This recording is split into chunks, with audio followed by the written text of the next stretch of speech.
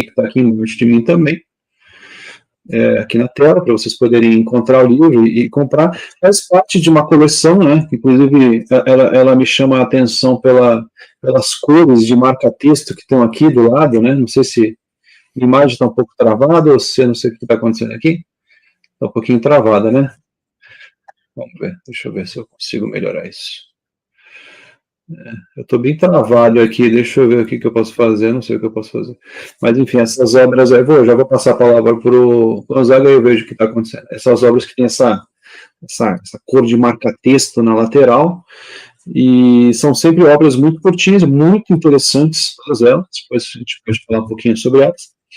Mas hoje escolhemos essa daqui, da Educação das Crianças, que é uma obra que passa conselhos que são válidos até hoje, eu diria que grande parte, não diria que todos, mas grande parte dos conselhos são bem atuais, e a gente vai tratar disso hoje, tá? Isso foi escolha, diria, a segunda escolha de uma enquete que a gente fez na semana anterior, lá no grupo de WhatsApp da Tutor.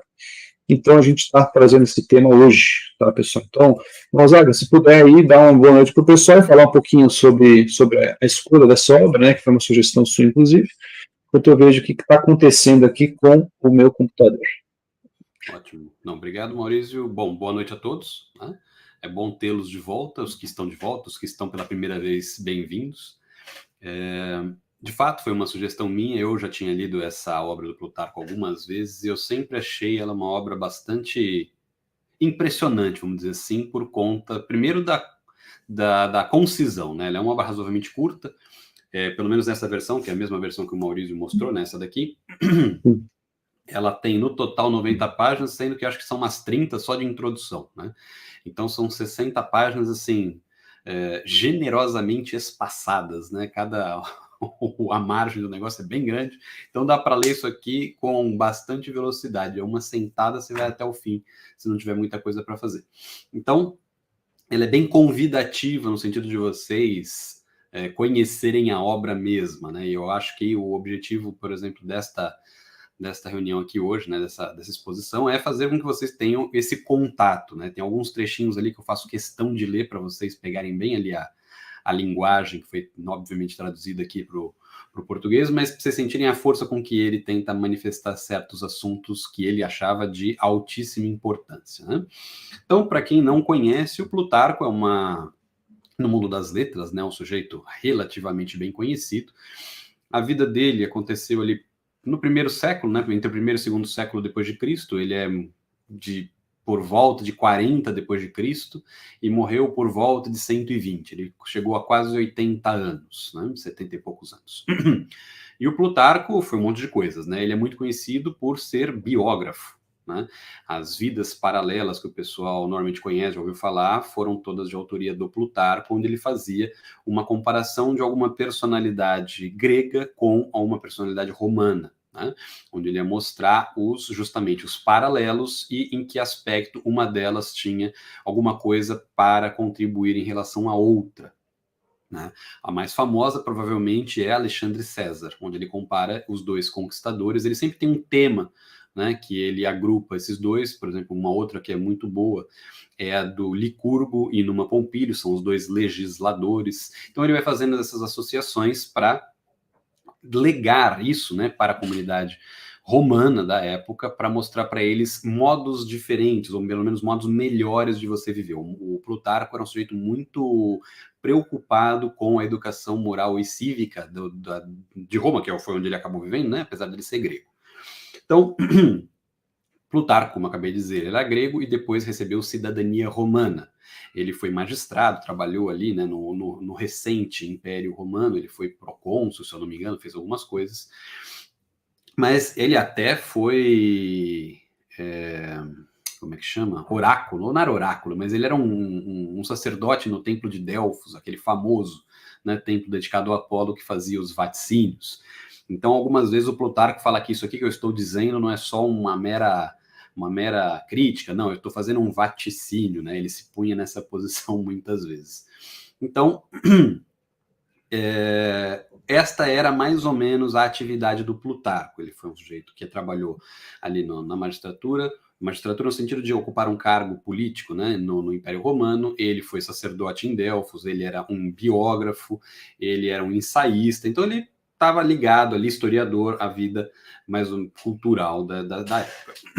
E aqui ele vai fazer esse tratado, né, da educação das crianças, que é um tratado apócrifo. Né? Ele tem uma série de coisas que são de autoria dele, mas o da educação das crianças, os estudiosos chegaram à conclusão de que não é uma obra da mão do Plutarco. Né? Uhum.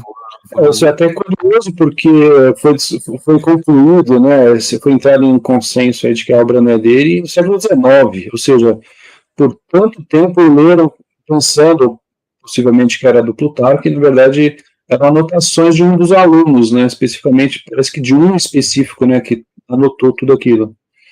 Isso era comum, né? Primeiro, as tais das anotações. Por exemplo, Aristóteles, a gente tem os livros que a gente conhece, são muito famosos, Ética. Né? O livro de Ética chama Ética Nicômaco por um motivo muito específico. Aquilo foram as anotações do Nicômaco das aulas do Aristóteles. Né? Tanto que Ética e Eudemo tem muitas similaridades porque eram anotações da mesma aula. E só um monte de diálogos platônicos tem o mesmo problema, né? Isso aconteceu muito no século XIX porque a historiografia começou a se desenvolver muito, né? Então eles começaram a levantar justamente elementos que eram elementos estilísticos, elementos de coleta de materiais, que eles perceberam que ali não estava perfeitamente coeso com o resto da obra ou em comparação com outras coisas da obra do Plutarco, né?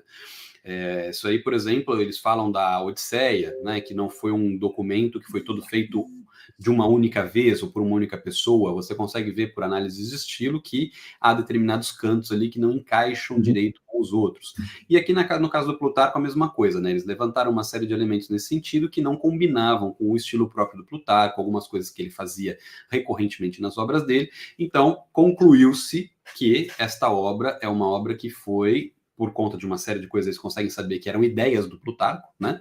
Mas que foi ali transformada, né, num tratado por um aluno, alguém que pegou ali aquelas coisas. Agora, desde o século XV, se eu não me engano, esta obra específica foi muito usada, muito traduzida, né, e lida com bastante afinco, porque ela tem, de fato, ela é bem prática, ela é bem, como falei, bem concisa e traz algumas coisas que de fato chamam a atenção e que tem... É prescritiva, né, o que eles falam, ele é prescritiva no sentido de dizer o que você deve fazer e ponto final, não é muito reflexiva, filosófica, né? Exato, mas não é aquela, vamos aqui pensar, filosofar sobre a não está filosofando sobre educação, mas dando orientações, ele dá orientações claras, né? Inclusive é bem direto. Talvez não seja curta por causa disso, ele não está explicando muita coisa, ele só vai dando justificativas bem diretas, né? Porque você vê, pegando pela própria obra, né, vocês vão ver que as coisas que preocupavam o Plutarco, muitas delas eram muito básicas, inclusive, né? Então não há ali grande necessidade de muitos desenvolvimentos, porque ele está pegando aspectos bastante básicos. Se você for olhar aqui, não tem nenhum aspecto de currículo, né? O que a criança deve estudar para uma coisa ou para outra. Ele fala isso uma passagem muito curta, né? De que a criança ela tem que se ocupar de uma série de atividades ali para ser minimamente constituída. Agora, o que ele vai tratar em detalhes a respeito daquilo, quais são as melhores idades, ele separa em 2 blocos de idade, né? As crianças até mais ou menos ali os 7 anos, né? Adolescência e vida que segue, entendeu? Vai se virando com o que você tem aí na mão, porque se você já fizer isso, já está muito bom. Né? Então, é bem prescritivo nesse sentido, né? E facilita, inclusive, a aplicação de algumas coisas que ele aponta, né? Então, não há um grande trabalho de reflexão e entendimento, porque esse trabalho praticamente ele já fez, né? Isso já é o sumo dessas reflexões. O manual, né? O manual de utilização aqui. Ele fala aqui nessa questão da idade, né? Após os 7 anos de idade, mas ele coloca assim, sempre com o intuito de conduzi-los para o caminho da virtude. Ele é bem enfático nessa importância, na importância da virtude. E ele coloca aqui, inclusive, né? Para alcançar a virtude, é necessária a convergência de 3 elementos. Isso é uma questão interessante, que eu recebo bastante essa pergunta. Como é que ensina a virtude para a criança? É possível, não é possível? E ele coloca 3 elementos: natureza, razão e costume. Até seria legal, Gonzaga, explica um pouquinho o que ele chama de natureza, o que ele chama de razão, o que ele chama de costume, que pode não ser tão intuitivo. Então, entrando já no livro, né? Eu vou chamar de parágrafos, apesar de não ser exatamente parágrafos, né? Não chegam a ser capítulos nem livros. Ele tem 19 separações aqui, que eu vou chamar de parágrafos para ficar mais simples, mas, como eu falei, não é uma separação precisa, né? Tem algumas delas que tem vários parágrafos, outras são praticamente uma frase, né? Como a primeira, que ele começa abrindo o livro, dizendo praticamente que esse livro é um conjunto de conselhos para pessoas sérias. Né? Ou seja, se você não for sério, não precisa nem se dar muito ao trabalho.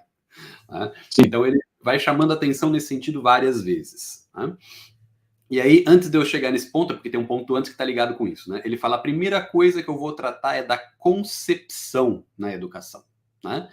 Porque os homens, ele está falando muito nesse sentido, né? Eles têm que procurar mulheres boas.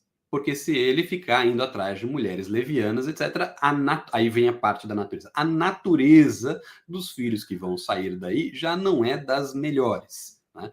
Então, o Plutarco, ele vai primeiro, antes dos filhos terem condição de ser educados, ele vai dizer a necessidade deles serem bem concebidos. Né? E ele vai explicar por que isso é importante, né? Apesar do aspecto óbvio da natureza, né? Disso dá um aspecto até mais materialista ali a questão, mas ele fala, ó, o espírito dos que têm a linhagem impura e incerta nasce para ser abatido e humilhado. Falando do modo mais correto, o poeta diz, ele faz uma citação do Eurípides, pois escraviza o homem, ainda que seja ousado, quando conhece os males da mãe ou do pai. Né? Então ele está falando muito aqui da criação do homem livre. Ele já começa dizendo isso. Se o homem, quando nasce, né, ele já vem de uma linhagem ruim, e o ruim significa o que aqui? De alguém que tem maus hábitos. Maus hábitos, exatamente. Ele até coloca, que eu não sei se ele coloca como brincadeira, se ele realmente eles tinham essa convicção de que a criança se tornaria um idólatra se os pais tivessem sido concebido ele durante uma embriaguez, né?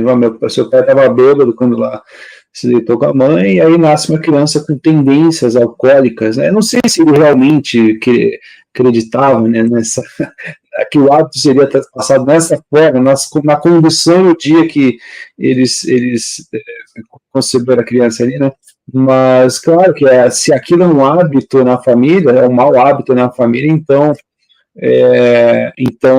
aquilo vai provavelmente passar. Nesse sentido, a gente pode dizer, por isso que eu até comentei que parece, dá para concordar com muita coisa aqui dessa obra, né, mas dessa daí em específico é meio complicado.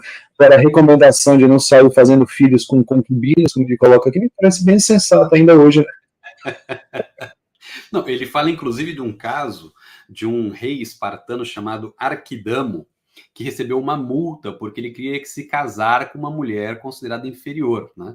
Então, os espartanos multaram o rei porque isso faria o quê? Se fosse filho do rei, ia gerar depois um outro monarca, né? Só que um monarca que seria indigno da posição. Então, em vez de gerar um rei, geraria um tirano, né, em alguma medida, porque ele tem maus hábitos, porque está ligado a essa concepção. E a concepção, nesse sentido, a gente pode pensar, como você falou, né? O que interessa aqui para o Plutarco, especificamente, são esses maus hábitos. Então, alguém que é engendrado dentro de uma circunstância onde esses maus hábitos são cultivados ou são mantidos ou são socialmente conhecidos, isso gera para a pessoa uma fragilidade contínua, né? Porque se o sujeito tem pais bons e pais honestos, vamos dizer assim, né? E rompe ali em embriaguez, sai dando vexame, né? E vai ser ali, por conta disso, ofendido e vão ofender a família dele, isso para ele é um motivo duplo de vergonha. Porque ele não só está com uma conduta inadequada, como ele também está manchando o nome da família. Agora, se quando você faz isso, né, você faz essa crítica e os pais dele, o pai especificamente no caso, né, é um bêbado, ele fica ofendido, mas por outro motivo, né? É porque ele sabe que aquilo ali é uma mácula que ele carrega, né? Se isso foi passado, né, de forma genética ou não, não é tanto o problema. O problema é que ele carregou com ele esse vício. Né? Então, essa boa origem dá ao homem a condição de ser livre. Né? E essa liberdade é um elemento importante, porque o homem que não é livre, porque ele tem um conceito problemático, ele não tem voz para poder falar muita coisa. É aquela história do, a gente não vai dar voz ali para o sujeito que, né, tem ali uma determinada falha. Então, isso torna a pessoa menos livre. E para ele, a parte da liberdade é importante por conta da atuação social e política, que para eles aqui todas eram relevantes. Né? Então, aí sim, aí ele passa, já no tópico 4 ali, né, para esse aspecto da formação da virtude, que a virtude é constituída de 3 pontos: natureza, razão e costume. E aí ele tem uma frasinha que eu acho interessante, a natureza sem estudo é cega, a lição sem a natureza é insuficiente, e o exercício sem ambos é incompleto. Né? Então você precisa ter essas 3 coisas para tudo funcionar melhor.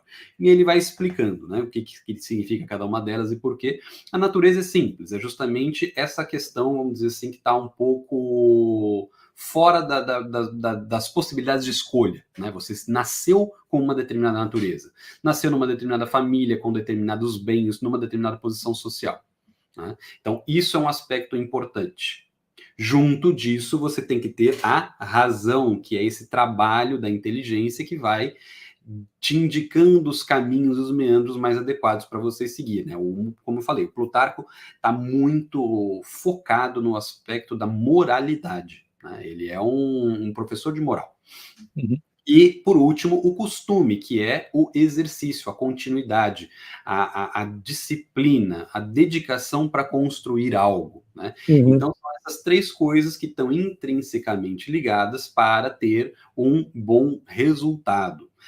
Uhum. E aí ele tem aquela responsabilidade da educação continuada também, né? Que ele fala que a educação não termina na juventude, mas ela deve ser procurada o restante da vida inteira. Né? Ele tinha também essa noção de que não basta você aprender algumas coisas ali na infância e acabou, né? Então, isso também é bem interessante até na figura de futuros educadores, são os futuros pais, futuros professores. Então, não é porque terminou ali a escola que acabou a sua responsabilidade como estudante também, né?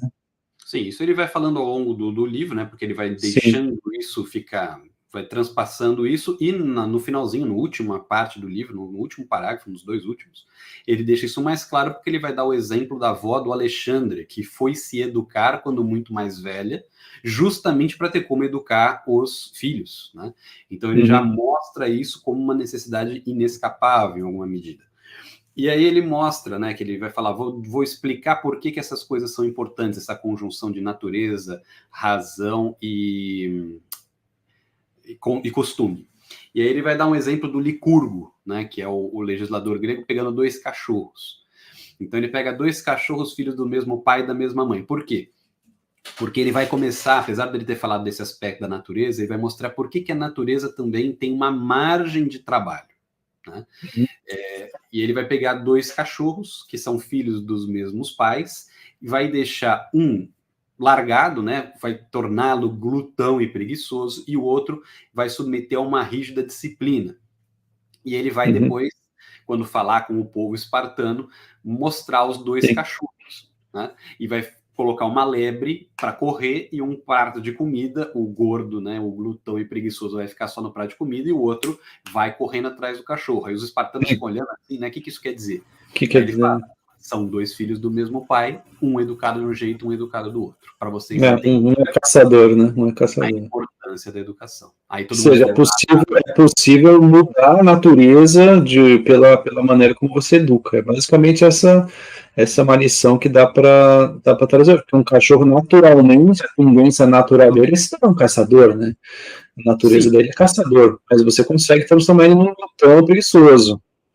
Isso é uma coisa. Não é nem a transformação da natureza, mas é isso que ele fala a natureza sem estudo é cega. Né? Então, num ponto, ele está mostrando isso que você falou. Não adianta o sujeito ter a aptidão, vamos dizer assim, né, de nascença, se ele não faz nada com aquilo. Né? Ele não exatamente. nada. Aí isso acaba se corrompendo. Talvez não mudar a natureza, mas deixar de viver a natureza. Isso é possível realmente, né? Talvez Agora, seja melhor dito assim. aspecto da natureza que já entra num ponto um pouco mais individualizado, da natureza ser naquele sentido mais acessório, né? Não o elemento essencial. Mas como eu falei, da posição social. A posição social é uma coisa que é meio da sorte, né? Nós, os seres humanos, não temos na nossa natureza sermos pobres ou ricos, né? Ou uma outra coisa nesse sentido, né? Ter uma posição de proeminência ou numa posição de desgraça. Isso é uma coisa que a gente nasce e está mais ou menos ali, né? A gente tem que suportar isso. E o que ele mostra também com esses exemplos que ele vai apresentando aqui, com esses exercícios? Isso atrapalha muito, mas não impede. Né? Você consegue, a partir da educação, evitar esses problemas mais graves e, mesmo assim, galgar coisas melhores do que aquelas que você tinha. Né? Então, ele vai mostrando agora, durante esse primeiro período, justamente quais são esses limites da natureza que ele apresenta, que, apesar disso ser importante, isso também não, sozinho não resolve nada. Né? E desorientado, não adianta você ter a natureza feita. E com uma natureza, vamos dizer assim, não ideal, você ainda assim consegue fazer um monte de coisas que são importantes e urgentes. Né? Aí depois ele vai começar, né? Começando pela alimentação.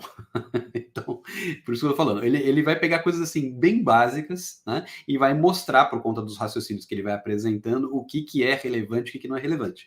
Daí eles falam, é importante que as mães amamentem, né? E não as amas. Isso é muito interessante, esse pedaço, é muito interessante, eu vou deixar você. Mas eu tenho uma parte que eu vou até achar, enquanto você explica, eu vou achar para ler aqui, enquanto você conta. Porque as mães, elas têm afeto genuíno pelos filhos, enquanto as amas têm um afeto fingido ou artificial. Elas estão interessadas no salário e não na criança. É essa parte?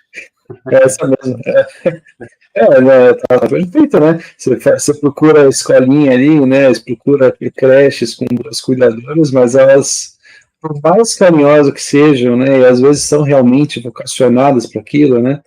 Ainda não tem, elas estão ali porque elas são pagas, né? A mãe não, ela já tem aquele vínculo, inclusive isso é uma coisa muito interessante, né? Esse assunto está em alta aí, não vou entrar no assunto, mas a criança com um dia, assim, ela acabou de sair da barriga da mãe, ela já é capaz de reconhecer a voz da mãe.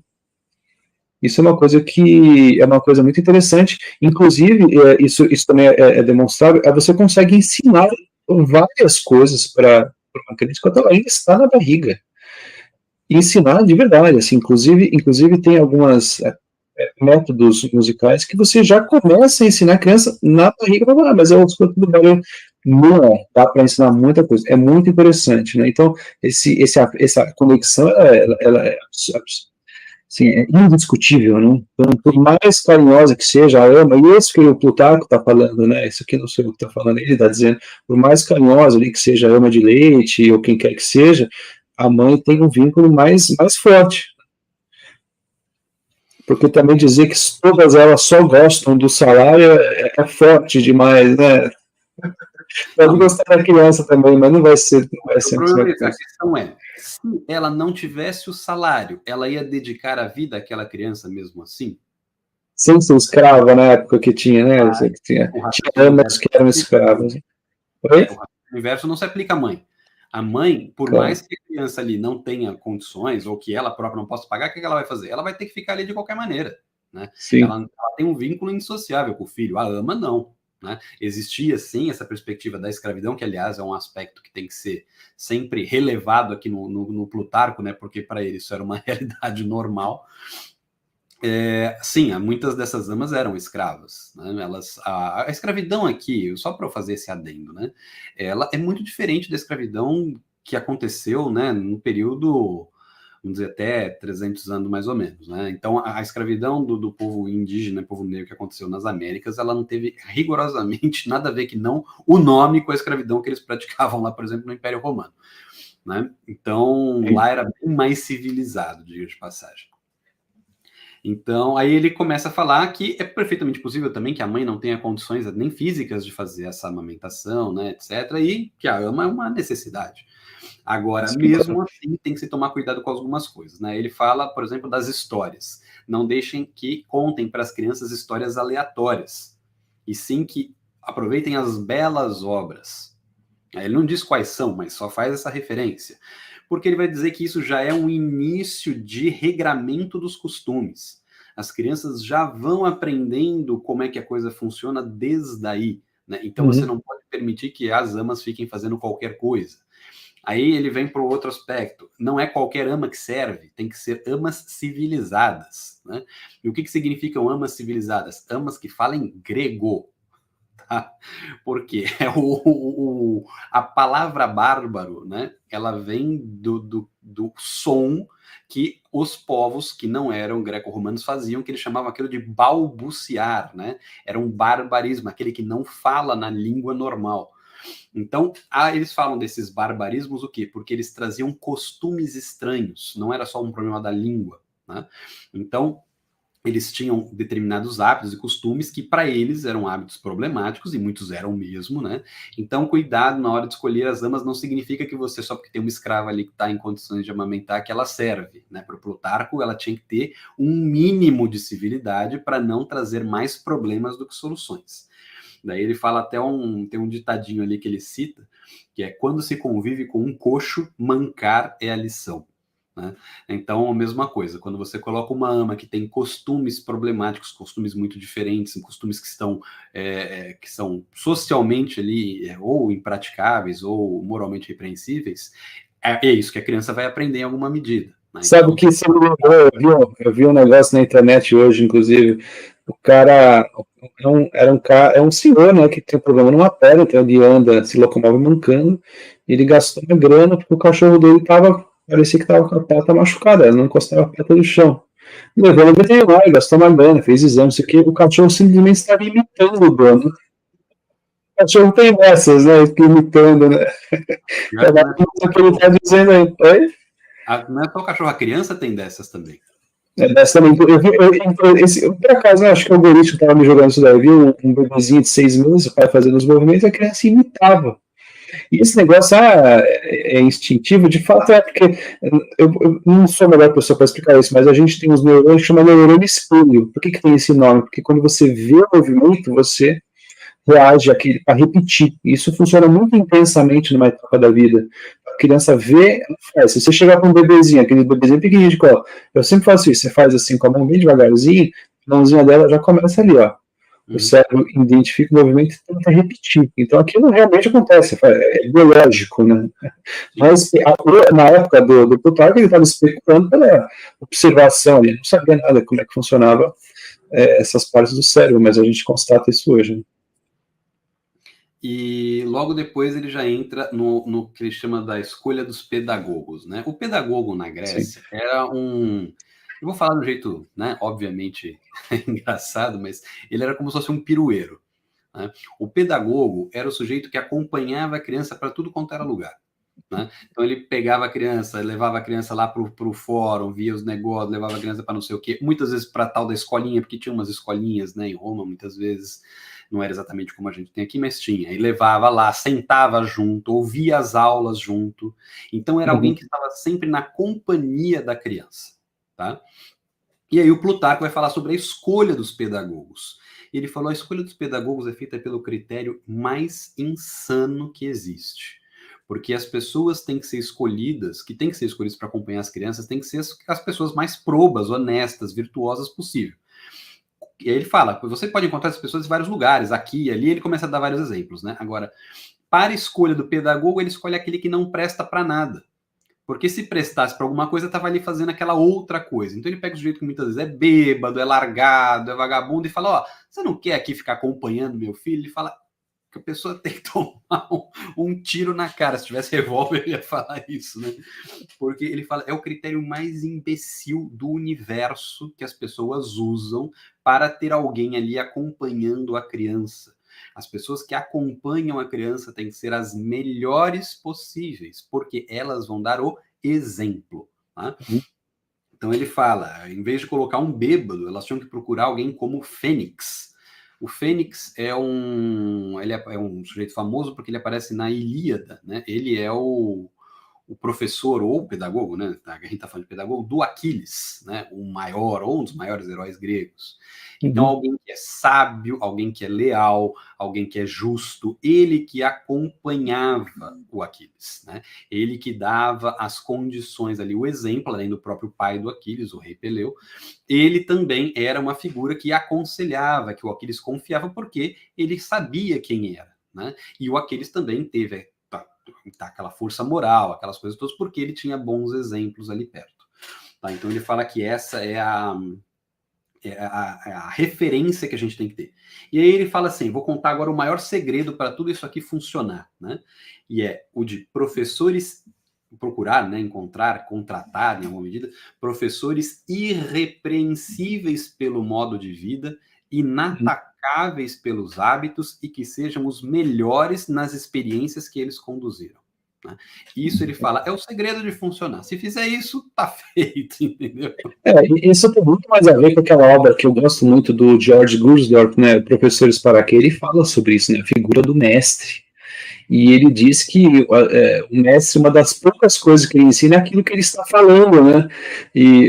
Ou seja, o que ele quer dizer? Claro, o professor de matemática está ensinando matemática, mas ele ensina muito mais o exemplo dele. Até isso a gente conversou em uma live, não lembro qual. O que o professor pode fazer para ser um professor mais interessante, dar aulas mais interessantes? Primeiro, ele se interessar pelo próprio conteúdo, mostrar a paixão que ele tem por aquilo que ele está ensinando. Ou seja, mais do que o ensino em si, ele ensina esses hábitos, essa postura, lidar com as dificuldades, né, aquela coisa toda. Isso é muito interessante, né? Como que você lida com uma...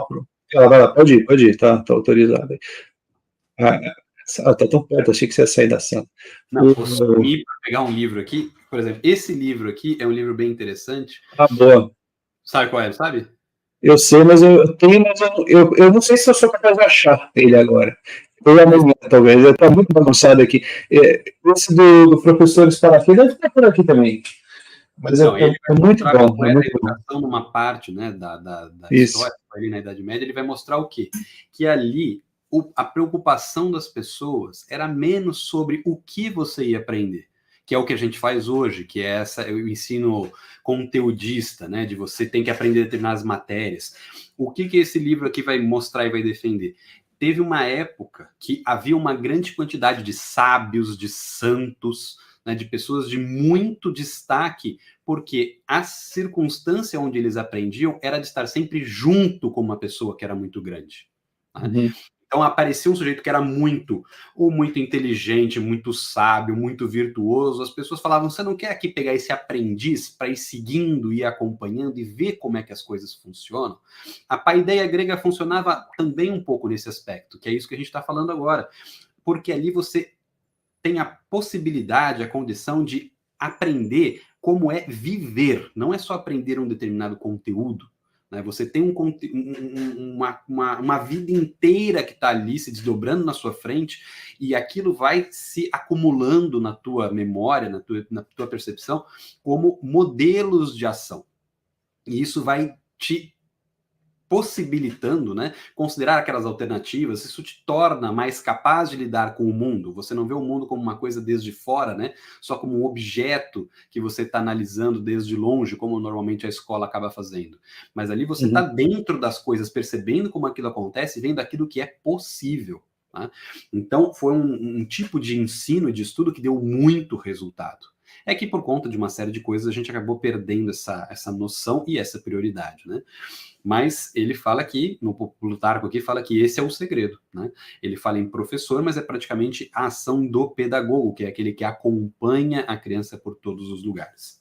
Né? Na prática, a gente pode até dizer que qualquer pessoa que se mostra para a criança, seja pessoalmente pelo computador, está, de certa forma, fazendo esses ensinamentos. Então, se você entra num canal do YouTube qualquer, ali aparece um youtuber fazendo determinadas coisas com certo entusiasmo, você está ensinando. Isso que eu estou fazendo é digno de ter esse tipo de entusiasmo. Você chega na escola, o professor de matemática, saco cheio de estar ali, não quer estar ali ensinando uma coisa mecanicamente, vamos lá, né? Eu estou mostrando para essa criança, professor, estou mostrando para essa criança Nem eu mesmo, que sou professor, me interesso por isso. O menino vai à tarde em casa, a criança chega em casa à tarde, liga ali um influencer lá no YouTube, vê o cara jogando videogame de maneira super entusiasmada, está passando um exemplo, é um ensinamento que está ali, sem dizer uma palavra. Isso é digno de entusiasmo, isso não é digno de entusiasmo, isso é digno de você gastar tempo, e isso não. Então, esses pequenos detalhes, para mim, realmente é o mais importante quando você está nesse trato, né? E a criança ser educada o tempo todo, a gente já falou sobre isso também. Então, quando ele não está presente, ele está passando uma mensagem. Se ele não está presente porque ele está trabalhando para sustentar a família, está passando uma lição. Se ele não está presente porque ele está ali fazendo outra coisa, está no quarto do lado mexendo no celular, você está passando uma lição. O celular é digno de atenção e você não. Então, isso, assim, isso que ele está falando do professor se aplica a qualquer convívio que a criança tem com qualquer outra pessoa. Faz sentido a gente ler dessa forma aí, Gonzaga?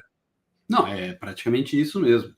Né? Que eles ali tinham, vamos dizer, num certo sentido, menos distrações quanto a gente tem hoje, né? Mas o mundo nunca precisou, né, de distrações, né, nunca houve ausência de distrações para a gente fazer besteira nesse sentido, só mudaram um pouco. Mas sim, a própria dedicação de atenção, né, e de ausência vai ensinar muito o que merece ou o que não merece atenção, dedicação, etc. A forma como você lida. O Plutarco vai tratar isso um pouco depois quando ele fala de elogios e críticas, mas aqui que ele está terminando a parte do professor, né? E aí vem, sim, o que ele chama da irresponsabilidade dos pais na escolha do professor. Então, ele fala que alguns escolhem porque são muito sujeitos à bajulação, né? Então, vem alguém que fala, que faz tece aquele monte de elogio, ele fica ali, nossa, essa pessoa aqui deve saber um monte, e coloca o filho sob os cuidados dessa pessoa. Outra é porque ele fala que eles não conseguem resistir ao apelo de amigos, né? Aquele burburinho, você não vai, aquele sujeito ali, por que você não põe o seu filho junto com aquele fulano? Porque eu conheço aqui um sujeitinho que funciona muito bem. Ele fala, se fosse uma questão de trabalho, de dinheiro, ninguém ia fazer, né? Agora, quando chega na parte dos filhos, todo mundo cede. O Plutarco fica revoltado. Compreensível, eu também fico, né? E aí ele fala sobre também a avareza dos pais. E aí eu vou ler aqui esse trechinho que ele conta uma anedota do Aristipo, que foi um discípulo de Sócrates, né? E ele fala, após ter sido perguntado sobre quanto ele pedia de salário, Aristipo respondeu, 1000 dracmas. Por Heracles, respondeu o pai, o pedido é excessivo, posso comprar um escravo por 1000 dracmas. E aí o Aristipo respondeu, eis porque terá 2 escravos, seu filho e o que você puder comprar com esse dinheiro. Tá? Então, o Plutarco está mostrando o quê? A educação não é uma coisa que você tenha que fazer economia. Ao contrário, se tem um lugar para você gastar dinheiro, é esse. Porque aí ele fala no parágrafo... Já é hora do merchandising aí da tutora? O que é isso?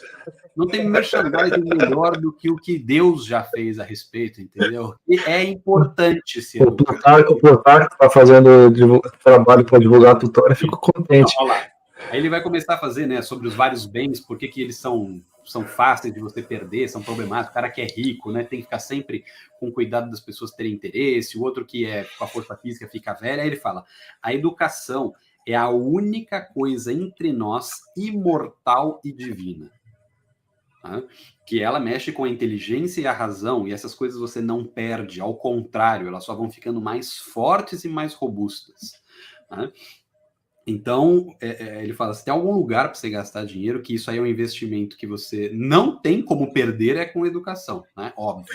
Tem que isso aí é verdade, a gente percebe isso, as pessoas não têm dificuldade de entender que, pô, se você vai gastar bastante dinheiro, gaste com a educação, com a sua e dos seus filhos.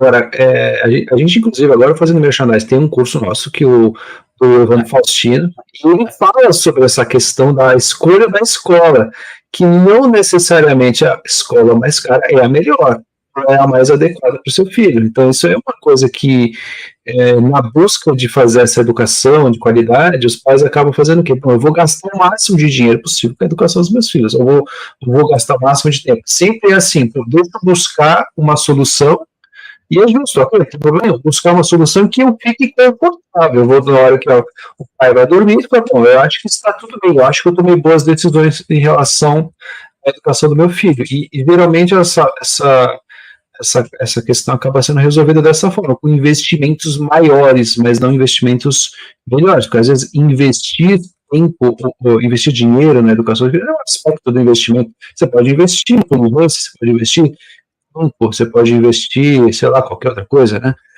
Dinheiro é um dos aspectos, não é o único. Então, claro, nesse exemplo que o próprio Plutarco está dando, é o preço ali que eventualmente seria de um escravo, ou seja, está dando um valor alto, e de fato tem, né? É justo que custe muito, que muito vale, mas não necessariamente o que custa muito também vale muito, né? Tem aqui uma parte que é praticamente isso. Eu não sei se eu anotei aqui como um elemento importante de falar ou não, mas lembrei, né? Que Sim. ele praticamente vai dizer: um pai que compra curso e não assiste também tem que tomar tapa na cabeça. Né? Não é, obviamente, não é exatamente assim, mas ele fala o seguinte. O curso for bom, é melhor não assistir. O livro ruim, às vezes é melhor não ler. O hábito de ler é o perigo, né? O que ele fala é o seguinte: o pai que não acompanha, né, o que os filhos estão estudando, estão fazendo, e deixa tudo na mão do pedagogo, vai depois, né, tá pedindo para se arrebentar, porque ele fala, é muito mais interessante para o pedagogo ou para o professor afagarem o filho e fazerem as vontades do que para o pai fazer isso. O pai está muito mais interessado em contrariar o filho para que ele, a partir daí, aprenda e se melhore do que o cara que é o escravo ou que é o professor pago. Ele está ali pensando nele como um cliente, num certo sentido, né? É aquele, se eu desagradar aqui o fulaninho, isso aí pode me custar o emprego, muitas vezes, ou algumas benesses. Opa, ao contrário, eu tenho que tratar o fulano aqui com luva de pelica, né? Aquele negócio, não, esse sujeitinho aqui, tudo que ele quiser, amém, eu acho ele lindo, maravilhoso, ele é o máximo. Quando ele perde, a culpa foi dos outros, quando ele ganha, ele é o mais virtuoso de todos. Então ele fala, não adianta você, é aquela história da terceirização, né? Só porque você pagou o negócio, que seja a própria escola, não, estou gastando uma nota com essa escola, está garantido. Está garantido nada. Né? Gastando muito ou pouco dinheiro, você precisa estar presente acompanhando aquilo. Porque se você não está presente, é o que o Maurício tinha falado há pouco, se você não está presente acompanhando aquilo, qual é a importância real que você está dando para isso? Nenhuma. Uhum. Uma coisa que você terceiriza e não quer nem ouvir falar, não é uma coisa importante. Uma coisa importante é uma coisa que você está sempre atento, sempre olhando, sempre acompanhando, sempre, em alguma medida, colaborando, ajudando, criticando. Isso é de fato importante. O resto, você não está dando importância nenhuma. Né? Não é só o falar que é importante que vai fazer sentido para a criança, não faz sentido nem para a gente. Né? E aí, ele vai falar sobre as futilidades, né? Que é importante afastar das crianças os divertimentos fúteis. O fútil aqui, ele também está querendo dizer uma série de coisas, né? Ele não está falando nada contra a arte, nem contra o divertimento e a diversão, mas ele tem uma frasinha que eu gostei aqui, que é agradar a muitos é desagradar os sábios. Né? E fazer o que está todo mundo achando que deve fazer, isso não é bom indicativo. Ele vai citar Platão, o Sócrates, né? Vai fazer um monte de coisa nesse sentido. Qual é a divisão que ele coloca aqui? O fácil normalmente é enganoso. Tá? E o difícil é que está ligado ao belo, à verdadeira, vamos dizer assim, ao culto ao belo, as coisas que você deveria, de fato, priorizar ou se dedicar. Então, ele vai falar muito do improviso, né? Ele fala, criança que improvisa é um nojo, é um absurdo.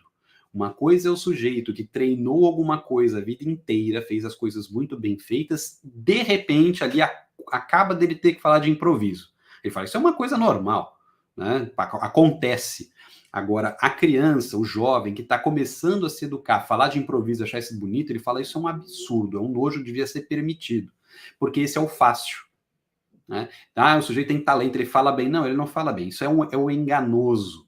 O trabalho e a dedicação que ele tem que ter para transformar esse talento em alguma coisa efetivamente boa, isso é só com o trabalho de uma vida que vai decidir. É uma propensão à virtude, mas não é a virtude em si ainda, né? Mais ou menos essa ideia.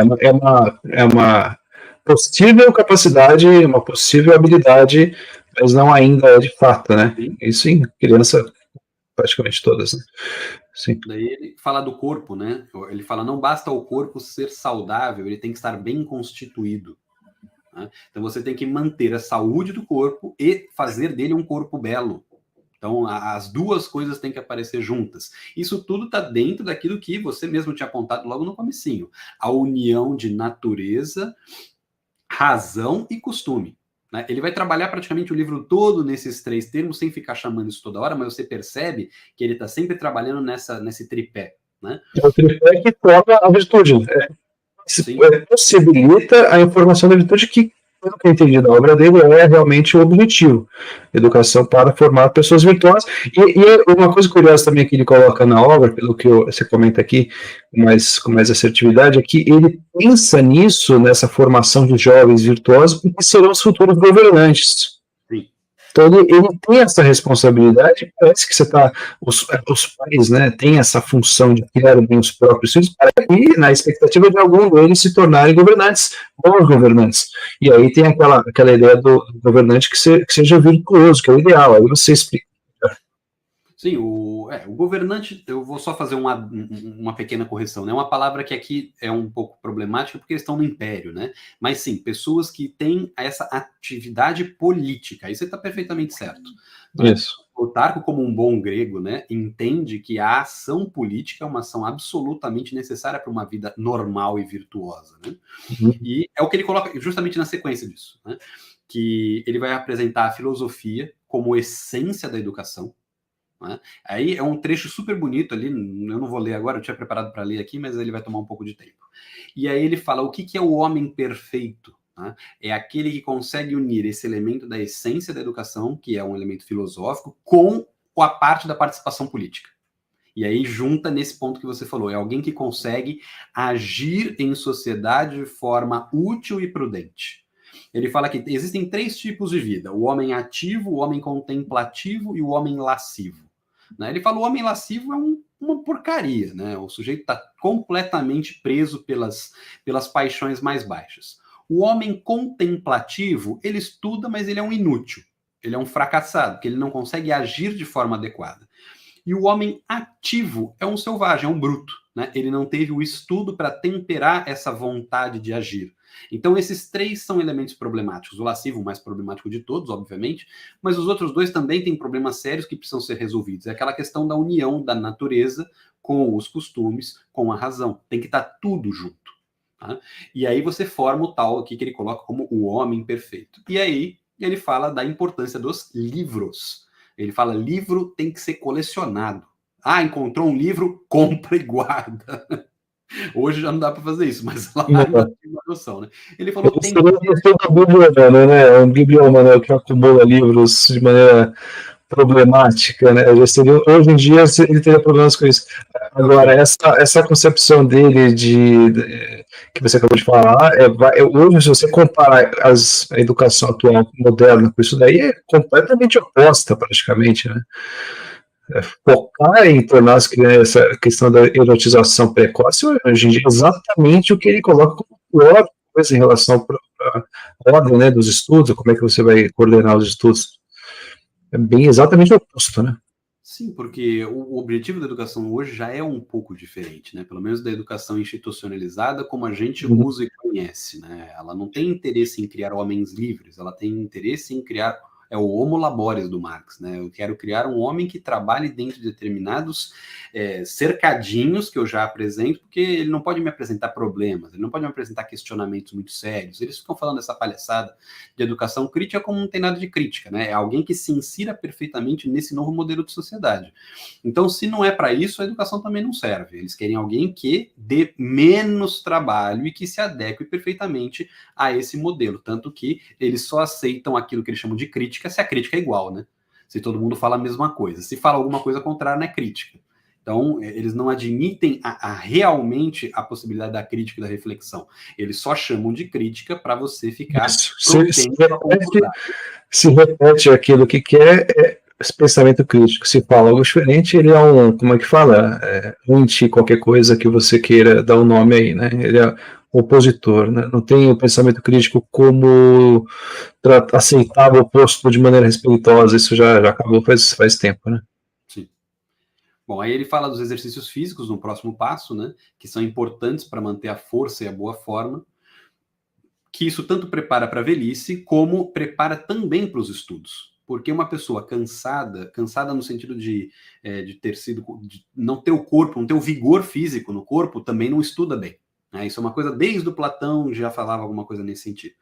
E fala que os homens, né, os meninos, têm que ser treinados para a guerra e para a caça. Isso é importante, né, para que eles consigam agir de forma adequada no meio social e político também.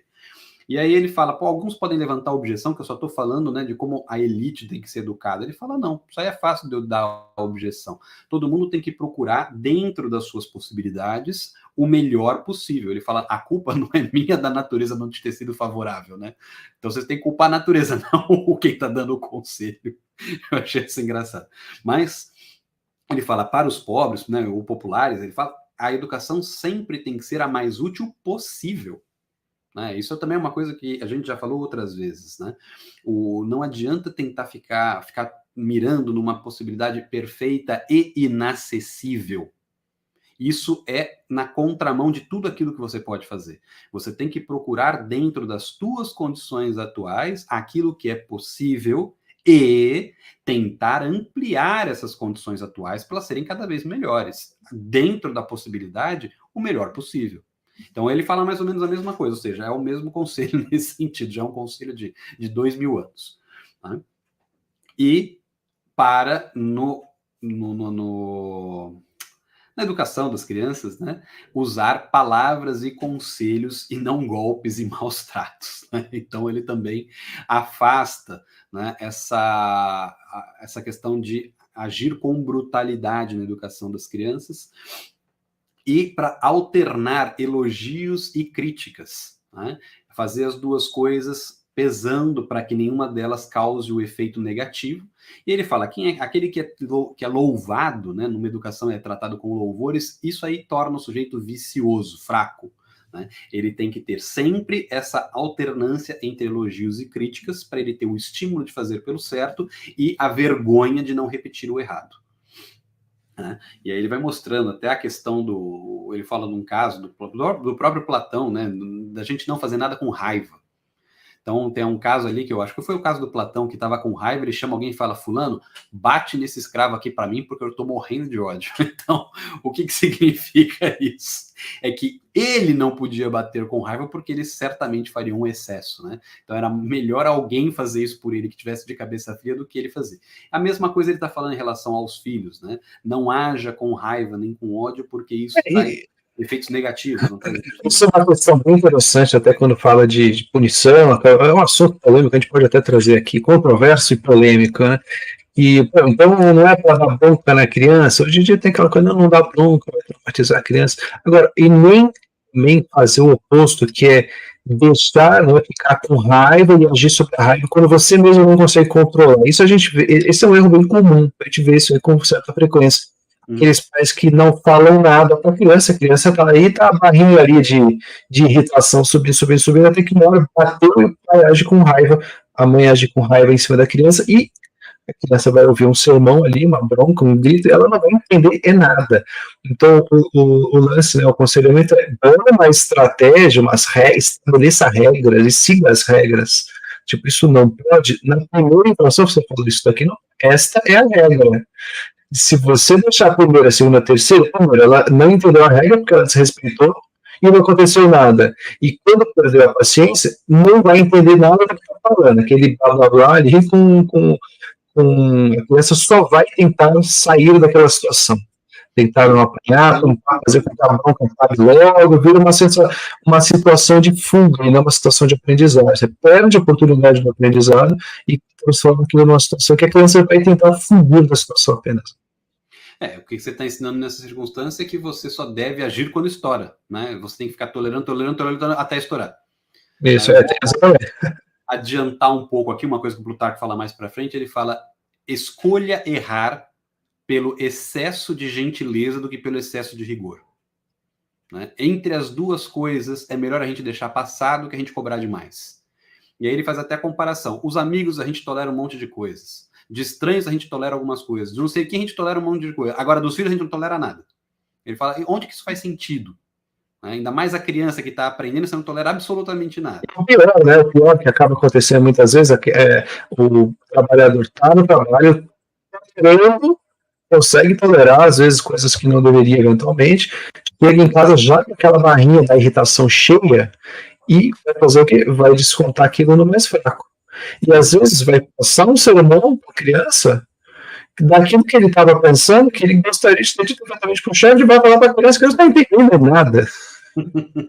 Isso é comum, né? Todo mundo deve fazer isso eventualmente. Você para pensar, pô, será que faz sentido aquela bronca que eu dei no meu filho? Não faz sentido nenhum, né? A criança só criou uma situação de desagrado ali e uma percepção de que é nervoso, né? O que está acontecendo? Então, a gente perde muitas vezes essas oportunidades de ensino. Sim, muitas vezes sim. Uma outra coisa que aqui parece que funcionava melhor, né? Quando ele fala da crítica que controla pela vergonha, né? Isso funcionava melhor antes, com certeza, do que hoje, porque hoje a gente, vamos dizer assim, mina a nossa própria autoridade várias vezes, porque antigamente a percepção dos outros sobre as coisas era um freio para muita gente não fazer um monte de coisas.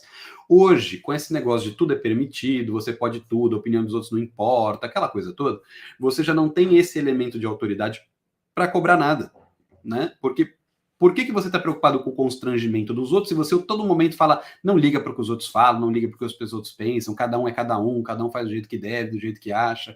Então, esse elemento, né, que ele fala da vergonha, que é uma parte constrangedora do meio que vai impedir o sujeito de fazer as coisas erradas, hoje já está bem relativizado, então não é um constrangimento tão sério, nem tão forte para uma criança nos dias de hoje, né? E aí uma coisa que ele vai falar aqui, que eu já vi acontecer algumas vezes, é o de respeitar a infância. É uma coisa que parece até anacrônica, né? Porque a infância vai ser considerada já, o pessoal vai falar só no século XIX, XX, que a criança é vista como uma criança de fato. O Plutarco aqui já faz uma defesa nesse sentido. Ele fala, a criança em especial, ela vive entre uma alternância de seriedade e divertimento. Tá? Uhum. Então não adianta você cobrar muito da criança, porque ela fica estafada. E ele vai fazer um monte de dualidades, né? Ele fala, para vigília tem o sono, para a guerra tem a paz. Por que daí chega na educação do teu filho, você quer que ele vire uma máquina, né, de trabalho e aprendizado? E ele fala, o descanso é o tempero do trabalho. Tá? Então, ele precisa coexistir esse elemento do descanso, que para a criança também é divertimento, e ter o elemento da seriedade, que é o aspecto dela ir amadurecendo conforme a educação, aqui no caso que ele estava apresentando, né?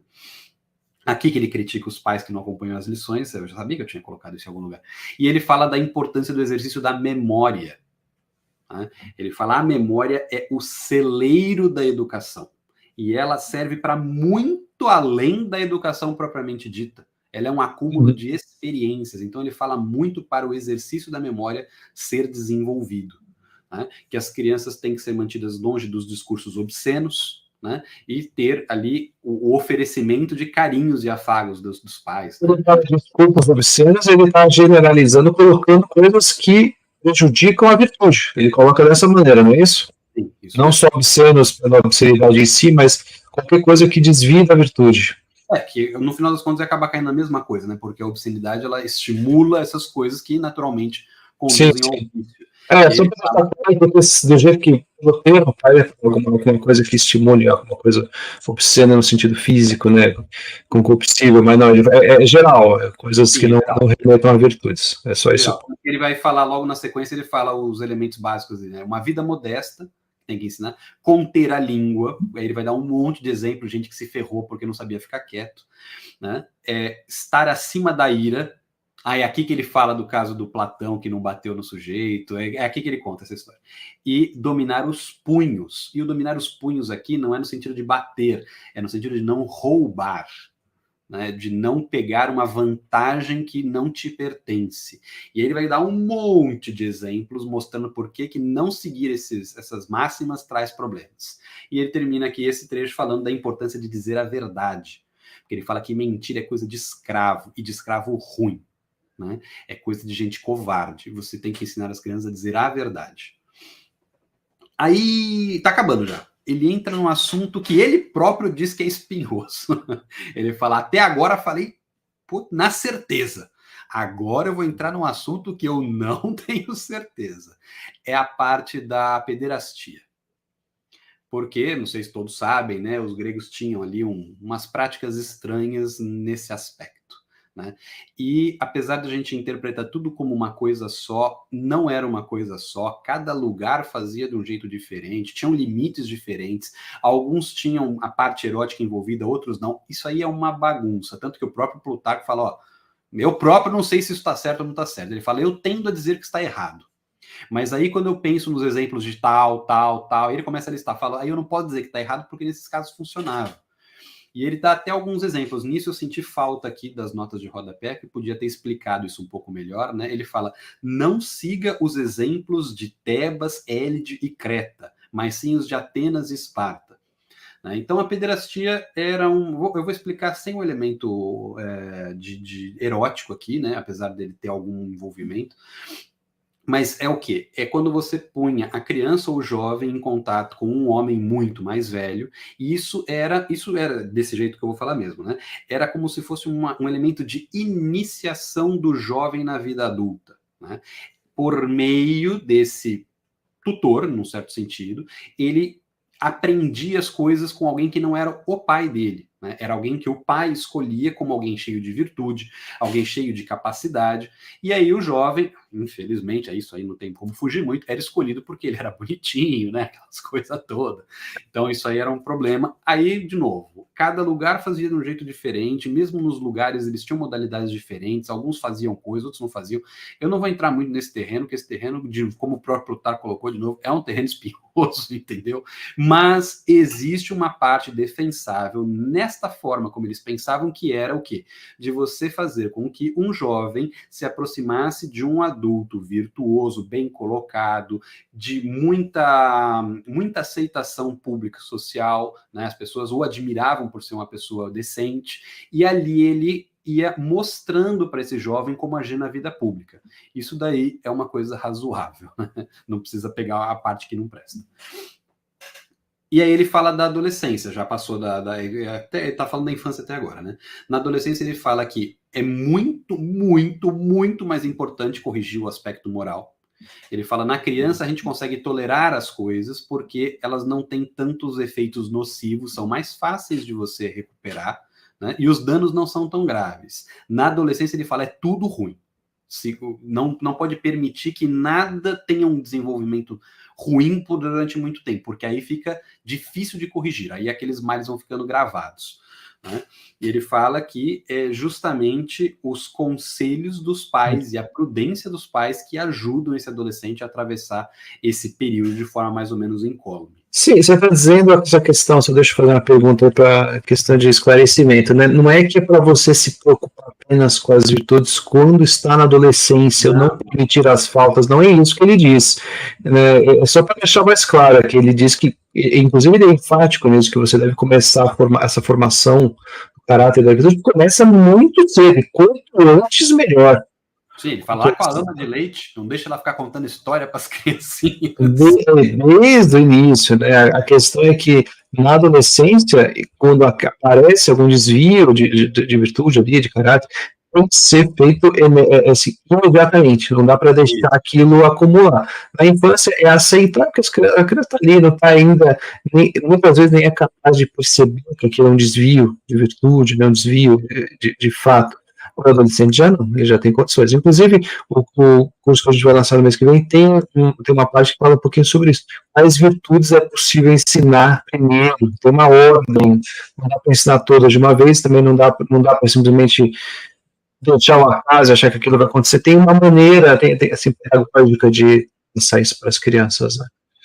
Então, é exatamente isso que você falou. A questão é de que, por exemplo, a criança que não é temperante, o que ela vai fazer? Comer um doce a mais, ela vai fazer pequenas coisas que você consegue tolerar até certa medida, mas, obviamente, levando o elemento positivo do que ela deveria fazer.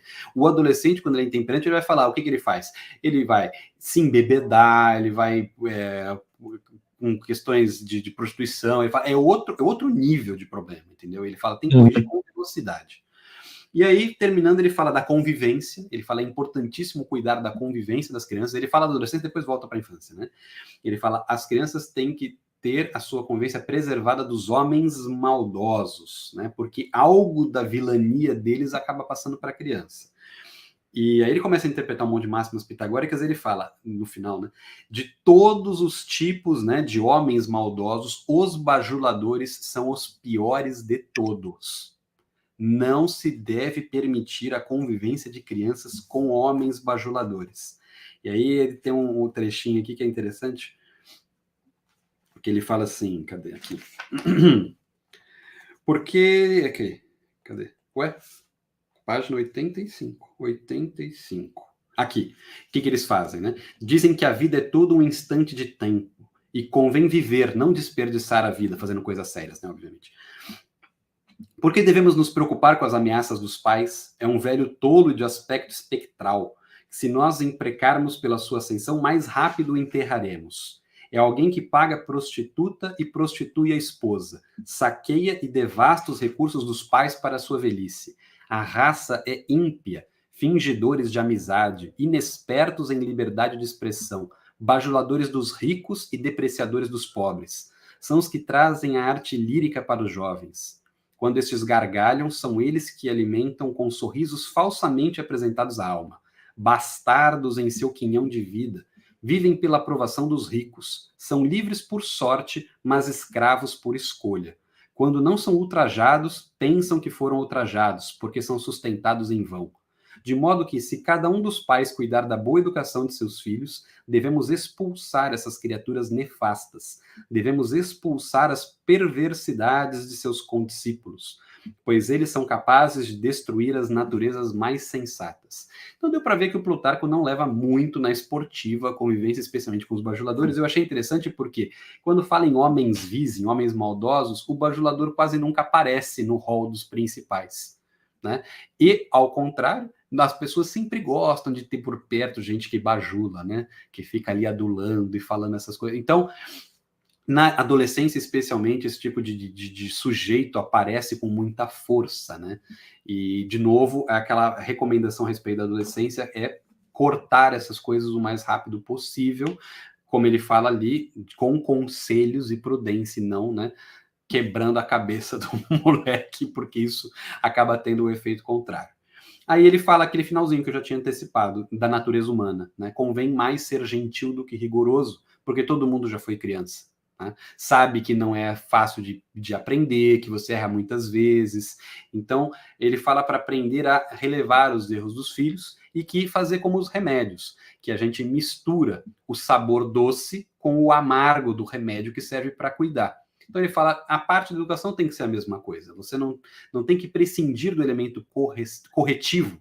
Você tem que corrigir, mas faz isso com doçura, faz isso com gentileza, né? Faz com que a parte doce disfarce o gosto amargo e todo mundo melhore. O remédio faz melhorar mesmo sendo doce, né? Com o docinho lá. E aí ele fala, no último parágrafo, ele vai falar do casamento. Ele fala, no casamento convém casar com alguém que é igual. Nem muito para cima, nem muito para baixo, mais ou menos no mesmo nível, né? Porque isso ajuda a você manter aqueles elementos que você acabou aprendendo. Porque ele fala, o sujeito que acaba, por exemplo, casando com alguém que é muito rica, né? Ele vira refém, ele não está casado. Isso aí tem até o romance do José de Alencar lá, o Senhora, que mostra bem isso. O sujeito foi comprado pela mulher, não casou, né? E aí, né, a parte que todo mundo sabe, mas resiste, né, e não gosta, ele fala, os pais devem ser exemplo. Eles devem ser como se fosse o holofote ali, a estrela guia, o elemento que brilha para que os filhos consigam usar aquilo como uma regra, um elemento de conduta, algo a seguir. Né? E falta liberdade, né? Para quem não é alguém que tenha esse exemplo, você também não consegue fazer a admoestação porque você não cumpre com o que você está falando. É a história do ler é bom, hein? Mas você não abre um livro. Né? Você tem que ser corajoso, mas o sujeito que abaixa a cabeça para todo mundo que enfrenta. Então, todas essas coisas ele fala que são importantes. E aí ele fala justamente do caso da avó do Alexandre, que se educou, inclusive depois de velha, para poder fornecer uma educação adequada. E o último parágrafo é dizer, todos esses conselhos que eu dei são possíveis de ser seguidos. E quem tiver a seriedade e a disposição para seguir, vai chegar num bom resultado. Então, eu acho que eu passei pelo livro todo, praticamente. Nos outros não deu para fazer isso porque eles eram maiores, mas esse aqui deu para dar uma corridinha. O que a gente fez semana passada do Wesley deu para passar um texto no máximo do livro, que é um livro muito, muito maior. Esse do Plutarco, como eu mostrei no começo, vou mostrar de novo, porque só vai rodeando, não são os mesmos espectadores, mas são vários livrinhos. Inclusive, ele já te diz qual cor de marca-texto você vai usar em cada um, que é exatamente a cor do marca-texto. São livrinhos todos nessa natureza, bem curtinhos. Esse de Educação das Crianças, que a gente comentou, acho que está aqui embaixo, né? Não preciso mostrar, mas ele tem aqui 90 páginas, sendo que 30 e poucas comentários sobre a obra, falando, enfim, questões históricas e por aí vai. É muito interessante. E acho que por hoje é só, né? A gente falou bastante, passou um pouquinho aqui de 1 hora, a gente está tentando, né, fazer as lives 1 hora de duração, para não aborrecer também. Tá louco na semana que vem, chega lá de ouvir o Maurício e o Gonzaga, mas esse livro realmente é muito bacana. Se vocês tiverem indicações, sugestões de livro, quiserem pedir que a gente comente algum livro aqui no canal, mandem nos comentários, tá? Esperar a live, que os comentários eles não desaparecem, e aí a gente traz aqui para vocês comentários do livro, e no grupo de WhatsApp, de vez em quando, a gente faz uma enquete ali para ver os temas que estão interessando mais, para comentar nas lives. Então é isso. Obrigado a todos que estão aqui conosco agora e que estão assistindo depois. E Gonzaga, obrigado pela participação novamente. Imagina, e até a próxima. No caso, eu e você, a gente se encontra no final de semana, mas os demais aí, quinta-feira que vem, estamos novamente aqui. Valeu, pessoal. Se tinha alguma pergunta, mas o pessoal só fez alguns pequenos comentários. Teve um ali que fala de escolas, né, que é um desafio. Tem técnica, viu, para escolher escola, mas isso é impossível de tratar num finalzinho de live. Isso aí é assunto para uma conversa toda. Esse é um assunto muito bom, esse é um assunto muito bom. A gente podemos trazer, de repente, o Herbert para falar disso. Inclusive, eu estou conversando com ele, a gente fazer um curso sobre esse tema. Não sobre como escolher a escola, mas um pouco mais do que isso. Mas é um cara que eu gosto muito, ele tem ponderações muito, muito bacanas sobre essa questão do relacionamento família-escola. Então, podemos trazer ele sim. Beleza, acho que é isso. Obrigado aí, Marília e Cecília, que elogiou aí, os demais que participaram, a Luísa, a Joyce e os demais. E até semana que vem, pessoal. Valeu. Tchau, tchau. Igualmente. Tchau, tchau.